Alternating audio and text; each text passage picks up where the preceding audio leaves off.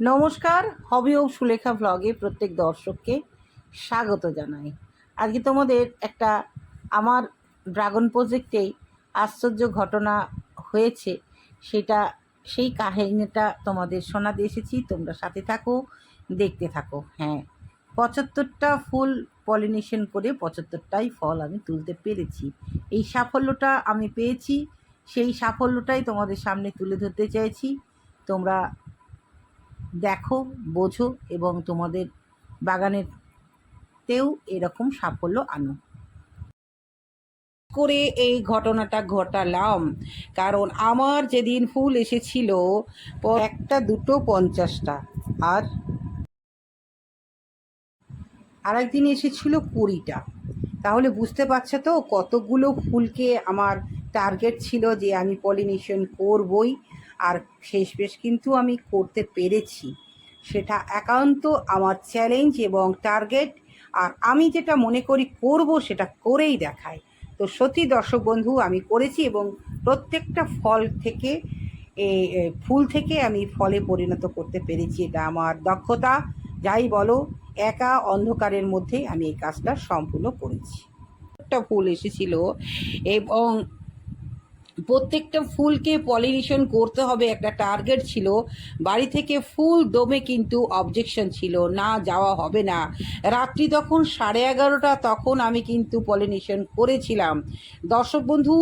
করেছিলাম বলেই কিন্তু ফলগুলো বেশ বড় বড় হয়েছে, কি সুন্দর ফল হয়েছে, কি বলবো দর্শক বন্ধু। এবং নতুন যে প্রজাতিগুলো এনেছিলাম সেই প্রজাতি থেকেও কিন্তু খুব সুন্দর ফল এসেছে। দুর্ভাগ্য, ফল আসছে কিন্তু এখন যে রোগটা এসেছে তাতে বুকের মধ্যেটা কেঁপে কেঁপে যাচ্ছে। আজকেই শুনলাম যে বিঘাকে বিঘা ড্রাগন বাগান শেষ। ঠিক এইরকমই ঘটনা আমারও ঘটছে। ড্রাগনের পচন চলে এসেছে। আমি কি করছি, কাণ্ডগুলো কেটে বাদ দিয়ে দিচ্ছি। এই রকম যদি ঘটনা ঘটে তাহলে স্বপ্নের ড্রাগন বাগান ভেঙে চুরমার হয়ে যাবে। ভগবান করুক না হোক, এইটাই চাই। তবে আমার যথাসাধ্য আমি যতটা পারবো ওদেরকে বাঁচিয়ে রাখার চেষ্টা করব দর্শক বন্ধু। কিন্তু আজকে যেটা শুনলাম ভীষণই ভয় লাগছে যে বিঘাকে বিঘা ড্রাগন শেষ হয়ে যাচ্ছে। ড্রাগন চাষির মুখে এই কথাটা শুনলাম। আমার টার্গেট ছিল যে যেদিন আমি ফল আমি হারভেস্ট করব সেদিন কিন্তু শুধু দর্শক বন্ধুদের দেখাবো। তবে হারভেস্ট করাটা নিজে হাতে তোলা সেটা আমি দেখাতে পারলাম না। দুর্ভাগ্য, বাড়িতে সম্পূর্ণ একা, কেউ নেই। আমার ছেলেও থাকে না আমার কাছে, মেয়েও থাকে না, পুরো আমি একা। আর আমার কর্তা তো এইসবগুলো পছন্দই করে না। তাই পুরো একা যতটা পারছি তোমাদের দেখানোর চেষ্টা করছি। চলে এসেছি ড্রাগন বাগানে। দেখো, সবুজের মাঝে লালের ছোঁয়া কত সুন্দর লাগছে। প্রথমে 200টা ফুল এসেছিল, 200টার মধ্যে 100টা দাঁড়িয়েছিল, 100টার মধ্যে 25টা নষ্ট হয়ে গেছিলো। 75টা আমি নিজে হাতে পলিনেশন করেছি। একটি মাত্র করতে পারিনি, তখন রাত্রি 11:30, 11:45 বেজে গেছে। আমার ছেলে আমার সঙ্গে খুব বকাবকি করতে লাগলো, মা যেও না, মা যেও না, যদি কিছু থাকে। তো সত্যি সবার কাছে কাছে পৌঁছে গেছি। এই কাঁটা খেতে খেতে আমি যেমন পরাগ মিলন করেছিলাম, তেমনি কাঁটা খেতে খেতে আজকে আমি ড্রাগন তুলেছি। আমি যখন ড্রাগন প্রজেক্টটা করেছিলাম কোনো পরিকল্পনা ছাড়াই করেছিলাম। এখন মনে হচ্ছে যে আমি যে নতুন ড্রাগন প্রজেক্ট করব, আমি কিন্তু একটা পরিকল্পনা করেই করব যাতে ভেতরে ঢুকতে পারি। আমার যে কি কষ্ট হয় দর্শক বন্ধু, তাও কিন্তু ভেতরে ঢুকি। পুরো ছেদল প্লাস তার সঙ্গে এই কাঁটার আঘাত, খেতেই থাকি। কোনো আমার বাস্তব জীবনের কাঁটা আমার অন্তরে যখন গাঁথে তখন এই কাঁটা আমার কোনো যায় আসে না। তাই বলবো দর্শক বন্ধু, আমার এতদিনের একটা স্বপ্ন পূরণ হলো। আমি নিজে হাতে 73টা ড্রাগন তুললাম। একটা একদমই পচে গেছে, আর একটা বাদ দিয়ে। তো এই হলো ব্যাপার দর্শক বন্ধু। সাধ করে ড্রাগন বাগান লাগিয়েছিলাম। হবি ও সুলেখা চ্যানেলে প্রত্যেকটা আপডেট দেখিয়েছি, কি খেতে দিচ্ছি, কি করছি না করছি। সব থেকে বড় কথা, ফলটা বড় হয় না অনেকে বলে, কিন্তু আমার ফল যথেষ্ট বড় হয়েছে। নাই কোনো ওজন মেশিন যে ওজন করে তোমাদের বলবো যে ওজন এতটা হয়েছে, তবে ভালোই হয়েছে, বেশ বড় সড়ো হয়েছে, খুবই সুন্দর হয়েছে। আর কি বলবো দর্শক বন্ধু। আর নতুন প্রজেক্টে নতুন যে সকলগুলো ছিল আমি তো নাম জানি না, তবে কয়েকটা ফল আলাদা করে রেখেছি, ওটা খেয়ে দেখব যে কেমন টেস্ট, তাহলেই বোঝা যাবে যে এটা কেমন।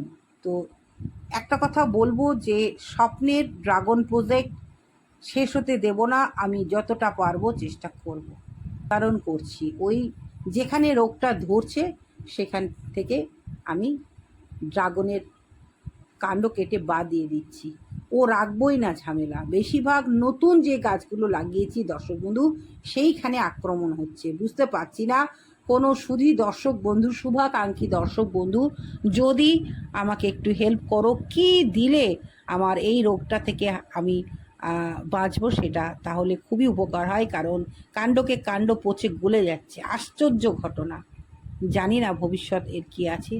তো যাই হোক দর্শক বন্ধু, আমি আজ খুব খুশি যে যতগুলো ফুল থেকে আমি পলিনেশন করেছি সবগুলোই আমি হাতে পেলাম। 1 নম্বর, 2 নম্বর হচ্ছে আর একটা কথাও বলবো যে পলিনেশন না করলে কিন্তু ফল বড় হবে না, সেটা কিন্তু করতেই হবে।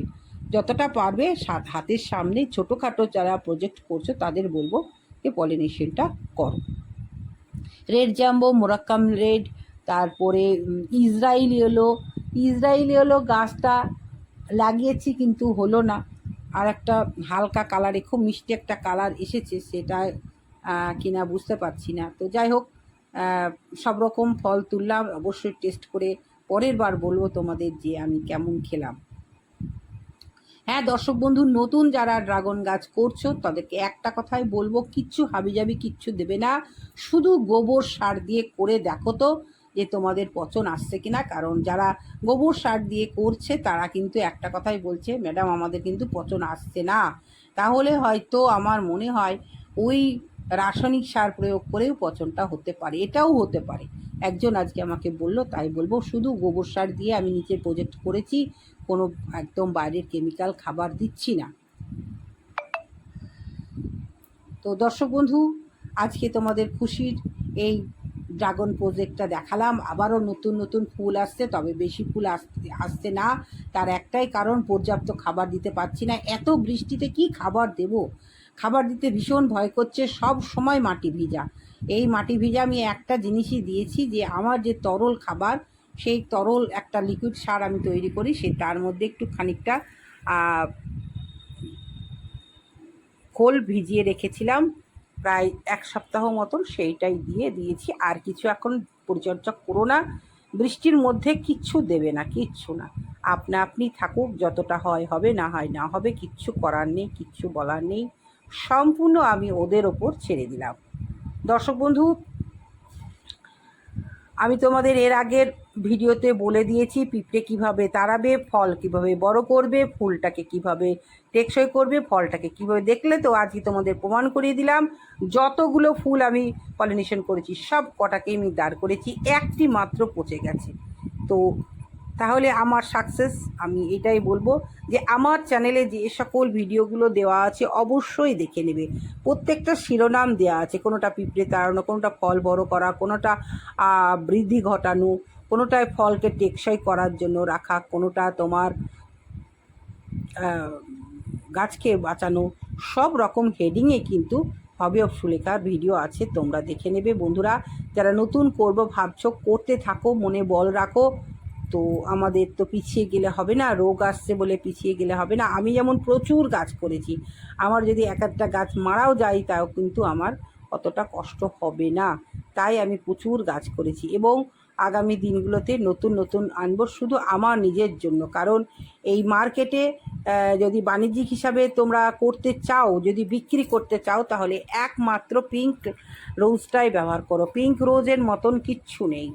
হ্যাঁ, পিঙ্ক রোজটাই ব্যবহার করো, জাম্বো রেডটা ব্যবহার করো, আর কিচ্ছু না। কারণ সাদা ভেতরে এখানে কোনো কেউ নিচ্ছে না, লাল বেগুনি যেগুলো আছে সেগুলোই কিনছে। আজকে তাহলে এইটুকুই, আবারও আসবো নতুন কিছু নিয়ে। দেখো মোটামুটি আজকে 73টা মতন ফল তুলেছি, কোনোটা লম্বা, কোনোটা গোল, আমি কিন্তু কোনোটাই চিনতে পারছি না দর্শক বন্ধু, নতুন প্রজেক্ট থেকে তুলেছি। কেউ লম্বা, কেউ গোল, কেউ চ্যাপ্টার, সব রকম ফল এখানে আছে। ওই যে দেখছো একটা কালারলেস, মানে রেড কালার না, এটা একটা প্রজাতি। অনেকগুলো প্রজাতি আমি নিয়ে এসেছিলাম। তো যাই হোক, সেগুলো শুধু আলাদা করা আছে ছটা ছটা ট্রেতে, ক্যারেটে। তো যাই হোক, খুব খুশি আমি। এবং এই ফলগুলো খেতে ভীষণ মিষ্টি, কারণ এগুলো ঘরোয়া। তো তোমরা বলতে পারো, ম্যাডাম এত ফল কী করবে? অবশ্যই সকলকে দিয়ে কিছুটা বিক্রি করা হবে, কারণ যে চারাগুলো এসেছে সেই চারাগুলোর তো দাম দিতে হবে, দেওয়া হয়নি, তার জন্য বিক্রি করব কিছুটা। দেখো নতুন নতুন সব প্রজাতির আছে, আমি আলাদা করে রেখে দিলাম।